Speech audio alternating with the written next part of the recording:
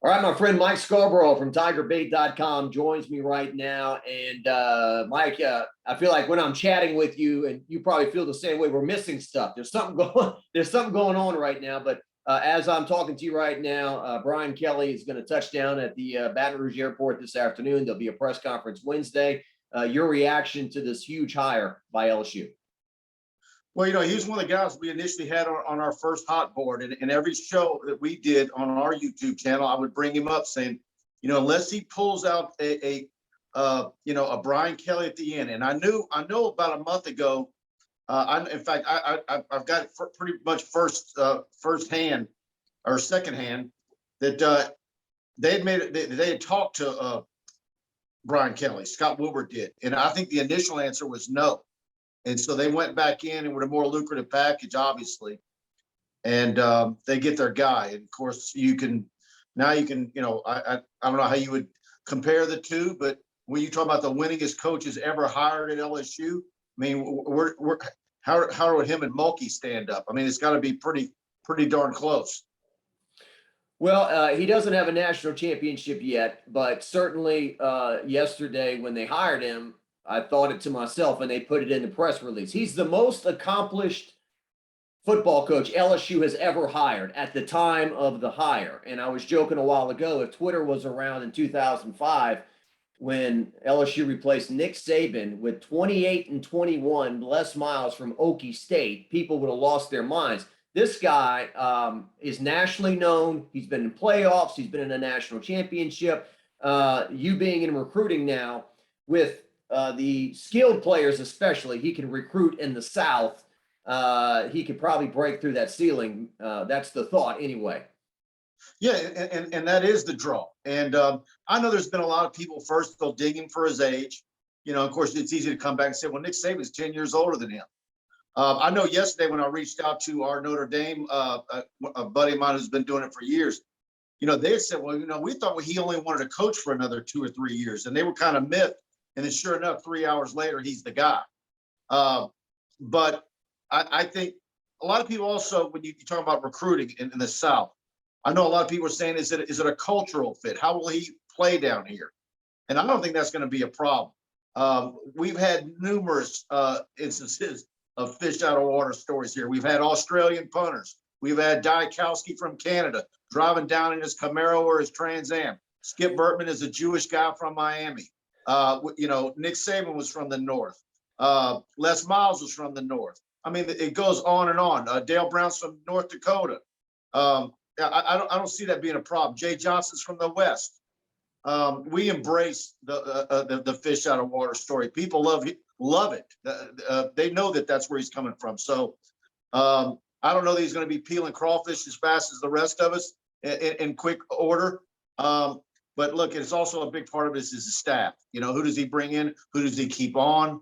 And so I think the next few weeks is going to be fast and furious between how do you negotiate once the bowl thing's remedied, who he brings on, what of his current, because there's rules as far as who could go out. And so it's almost like they're going to be trying to maintain two staffs, the carryovers from Orgeron to actually coach the bowl practices, and then whoever he wants to bring in and get them dealing with recruits. So I don't know the NCAA rules on that, but I imagine compliance and is working overtime to figure out how they're going to juggle that. So, Mike, the early word is Corey Raymond. He's the new Sam Nader, right? He's gonna be carried over every staff. Yeah.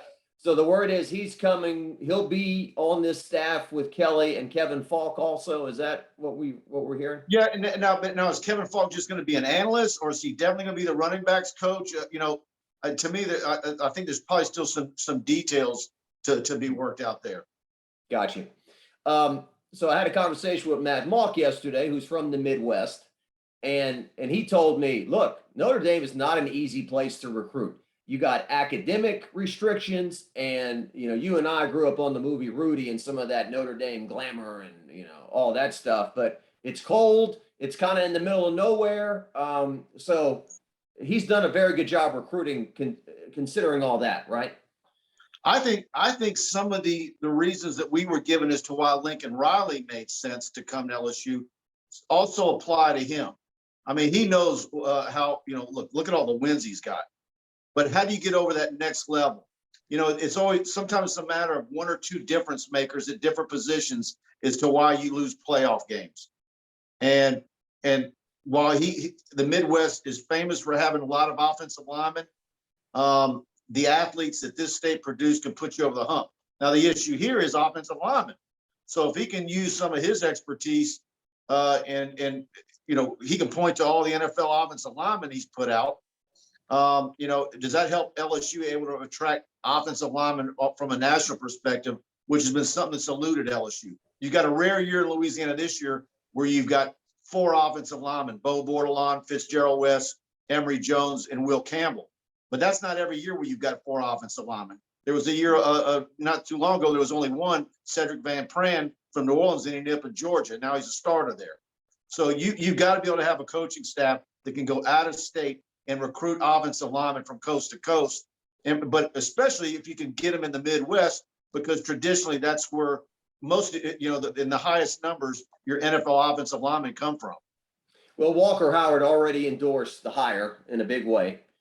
So he's on board, and he had visited Notre Dame while Kelly was the head coach, Yes. as you had referenced a while ago. And Mike, I just think he's what LSU needs at the moment in terms of, look, I enjoyed covering Ed Ogeron. He was always very friendly, and I'll never forget 2019 and 2018, quite frankly, for as long as I lived. But things had gotten a little disorganized, chaotic, dare I say, unprofessional out there. I got a feeling that Brian Kelly's going to step in and say, okay, the BS is over. We're going to get on a straight path here. I said almost immediately, I think I probably did it on the first show that we did after the news of Ed Orgeron being fired, was LSU needs Ward Cleaver. I said it just like that. And this guy is Ward Cleaver. I mean, and look, he's hard-nosed. He's a little bit of a throwback. And I think you're right. That's what this program needs right now. A throwback guy who doesn't suffer fools, and he's going to bring some discipline into the program.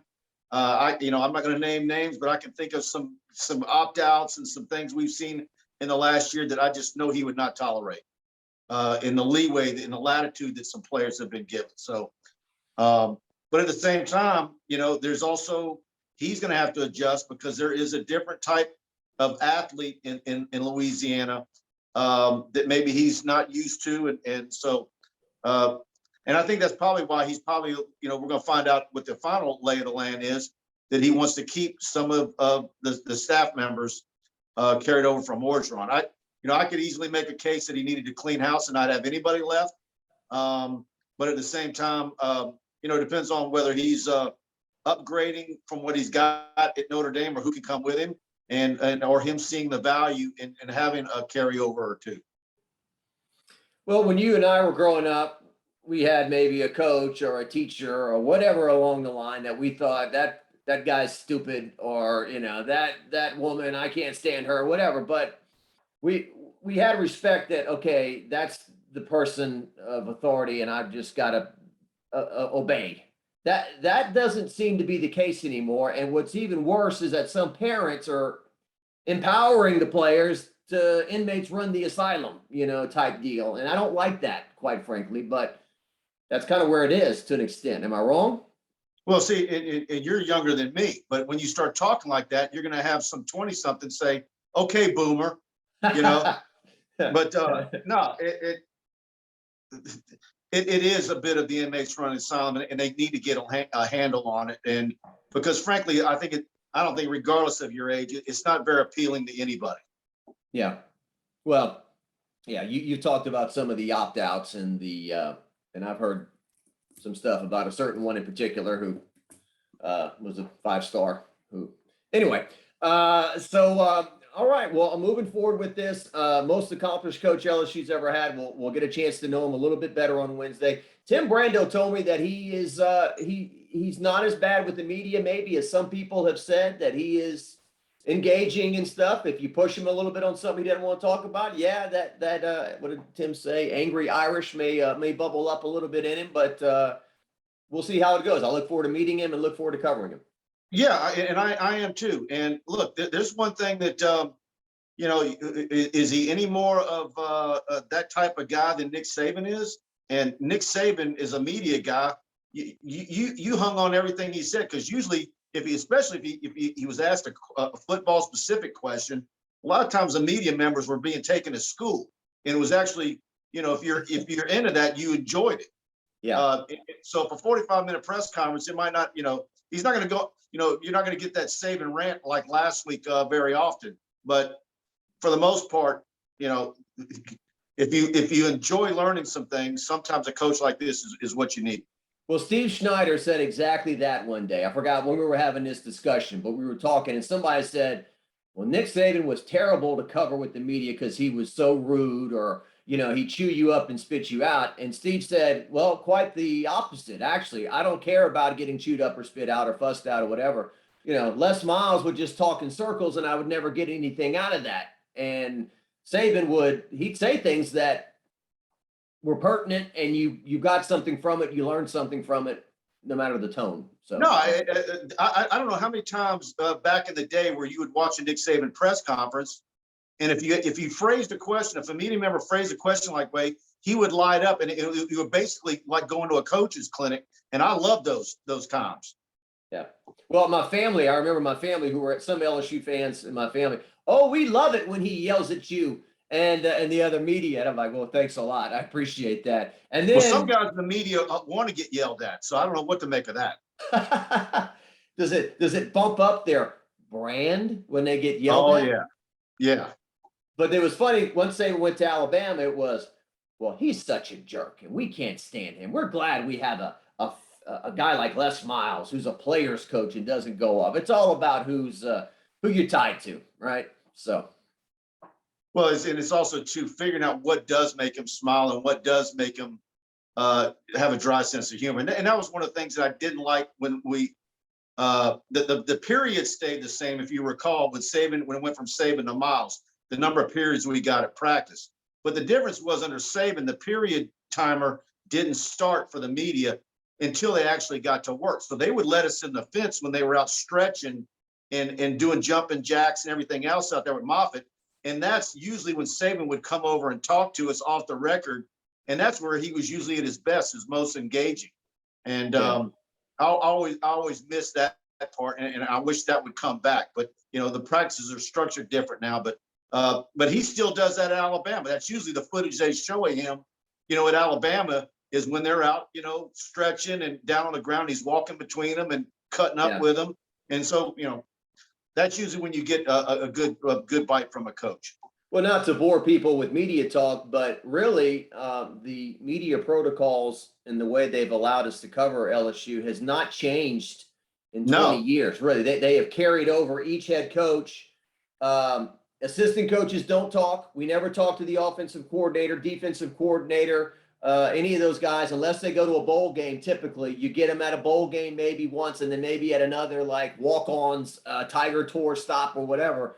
And freshmen don't talk unless they're a Derek Stingley Jr. or a Justin Vincent in an SEC championship or national championship. You talk to them then. So all that stuff has kind of gone the same way. So I guess we'll have to see what Brian Kelly. Yeah, but then when LSU plays Georgia and we see that they get coordinators there, it makes us all jealous. Well, that's true. When Darren and I make those road trips and we watch the local news because we want to see, what the local news is compared to what we do in their high school football shows or whatever. And then we'll see when we go to Arkansas and the offensive coordinator pops up on TV, the defensive coordinator pops up, and we're like, wow, they get to talk to those guys here. So, yeah. And then that ended with DiNardo. So everything that started with Saban, for the most part, is carried forward. Because I know when Les Miles came, Oklahoma State's practices were actually open to the media, the entire thing. They just couldn't report on it. They could go. Yeah. All of it. And so, of course, all it takes is one media guy to report something that he saw, and then you get locked out, but for good. But every coach from then in, so I don't know if Bonnet and them, basically say, this is the way we do it, and, and they just adopt it. But yeah, copy paste, Mike. Yeah, maybe Kelly comes in, and of course I'm supposed to talk to our Notre Dame guy today at Irish Illustrated. I'm gonna get a rundown on what they do there, but it wouldn't surprise me if they adopt what's been done here for the last 20 years. 1999, Jarrell Myers, he was doing something in practice, reverses or something, and somebody reported on, and that was it. Closed practice. I think I heard that maybe. I think I know remember who the media guy was. I'm not gonna say his name. Okay. Well, we don't need to throw him under the bus, but I'm just going back. I remember the last, and I shot a scrimmage in 1999. I remember Craig Nall at quarterback running into the end zone for a touchdown that day. That was the last time we ever saw a scrimmage in Tiger Stadium, 1999.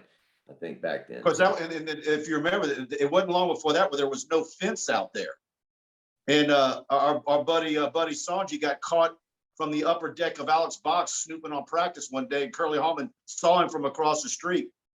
Buddy Sanji, what you doing over there? Watch my practice. So give me some golden flakes. I exchanged some Facebook messages. Now we're really getting off track here, but I exchanged a couple of Facebook messages with Curly Hallman before the LSU Alabama game this year. I wanted to go talk to him about the Pigs Fly game because LSU was a 28-point underdog, pretty much like he was back in 1993 when LSU won. But we did not hook up. He was in Kansas City visiting his grandkids at the time. So anyway. All right, man. Well, we look forward to the press conference. And once again, just, when you look at Brian Kelly, and you look at his resume over the years, Mike, I mean, 2017, 10-3, then he goes 12-1, 11-2, 10-2, 11-1. Just really up and running there at Notre Dame. And guys, you don't think a guy who's 60 at a program like that is going to lead. That just doesn't happen. But once again, Scott Woodward, it really reflects the leadership right now, doesn't it? And Skip Bertman saying that, he's the best AD we've ever had. And just look at the landscape at LSU from Kim Mulkey, Jay Johnson, now Brian Kelly out there. It's and it starts with Woodward. The roster of LSU coaches is just unbelievable. And so I think, look, I don't know what to predict for next year's record. I think it's going to be fun to watch.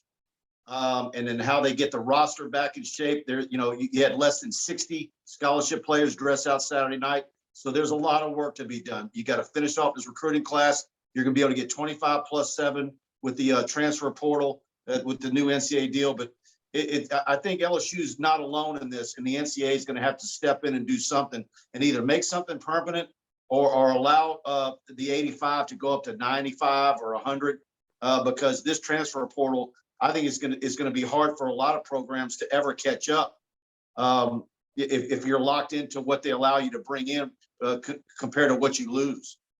Yeah. And it'll be interesting to see how many players he brings from Notre Dame. How many of those guys follow him to LSU? Well, he can bring as many offensive linemen as he wants. Yeah.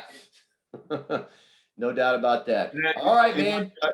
You might even like that running back from New Orleans that LSU danced around with too long, Logan Diggs. You might like to have him transfer and want to come back home. Yeah, and Tyrion Davis-Price, does he come back next year after a 1,000-yard season? He's got a tough decision. You can make a case either way. Yeah. All right. Well, we got a busy day ahead. Got to head out to the airport at this moment to see the head coach coming into town. Mike Scarborough, tigerbait.com. Check him out. Mike, thanks so much, man. All right, Jacques, thanks.